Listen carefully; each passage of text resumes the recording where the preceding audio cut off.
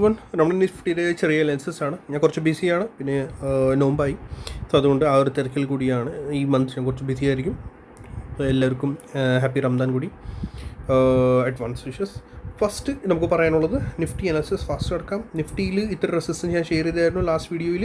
And ഇന്നലത്തെ ഇത് നമ്മൾ നോക്കുകയാണെങ്കിൽ വരുന്ന മുകളിൽ നിന്ന് ഒരു ബ്ലാക്ക് റിട്ടേൺ ലൈൻ റെസിസ്റ്റൻസ്, അതിൻ്റെ ബ്രേക്ക് ഔട്ട് ആയാൽ മാത്രമേ നമുക്ക് ബുള്ളിഷ്നെസ് ഉള്ളൂ.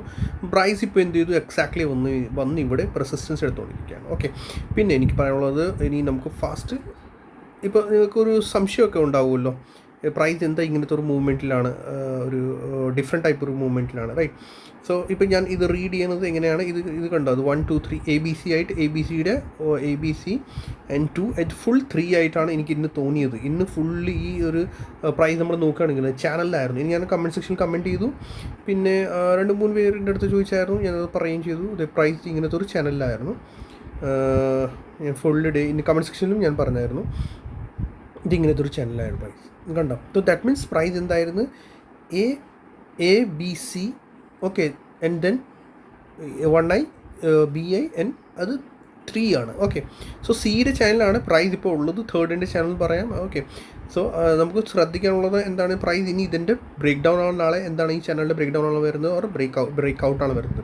ബട്ട് ഓവറോൾ ഞാൻ ബുള്ളിഷ് അല്ല. മാർക്കറ്റിൽ സ്റ്റിൽ ഞാൻ ഒരു വീക്ക്നെസ് സൈഡാണ്. ബുള്ളിഷ് എപ്പോഴാകുക, ബുള്ളിഷ് ആകുന്നത് നമ്മളിപ്പോൾ റീഡ് ചെയ്യുന്നത് ഇതെങ്ങനെയാണ് ഞാൻ പറയാം.